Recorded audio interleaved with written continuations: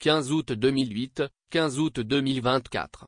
Il y a exactement 16 ans, le corps sans vie de Dr Atsutseko Kuviagbobli, historien, journaliste, ancien ministre et président du Mouvement pour le développement national, Modena, un parti d'opposition togolais, était retrouvé par un pêcheur sur une plage de Lomé, près du lieu-dit foyer des marins, aux environs de 10 heures.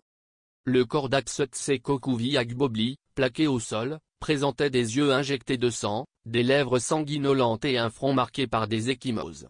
Sa dépouille ne portait aucun effet personnel, à l'exception de ses mocassins et de ses chaussettes. Dans la nuit du 15 août 2008, le ministre de la Sécurité et de la Protection civile de l'époque, le colonel Acha Titikpina, affirmait dans un communiqué lu à la télévision nationale que le ministre Agbobli avait été rejeté par la mer et qu'il s'agissait d'un suicide. Un rapport commandé par le procureur de la République, M. Robert Bakaï, est rédigé par le professeur Gadon Apokura, médecin légiste et professeur à la faculté mixte de médecine et de pharmacie de l'université de Lomé, révélait que la mort n'était pas due à une noyade, mais évoquait l'hypothèse d'une mort toxique probable, causée par une intoxication médicamenteuse.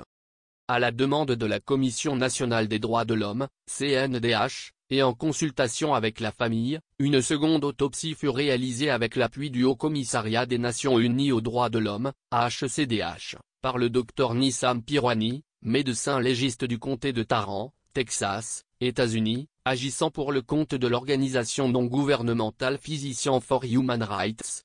Ce second rapport concluait que la mort n'était pas due à une intoxication médicamenteuse ni à des blessures traumatiques, mais probablement à une noyade, tout en soulignant l'énigme de la découverte du corps nu sur la plage à l'exception de ses mocassins et de ses chaussettes.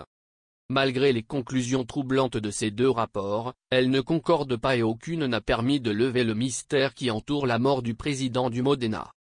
À ce jour, aucune enquête sérieuse ne semble avoir été diligentée par le gouvernement togolais pour éclaircir cette affaire. Ni la population, ni la famille ne connaissent les causes et les circonstances exactes de cette mort. Tous demeurent dans l'attente d'un éclaircissement. Au regard des zones d'ombre qui entourent cette disparition, des circonstances de la mort, de la personnalité du défunt, et du contexte politique dans lequel cet événement a eu lieu, le silence des autorités demeure inquiétant.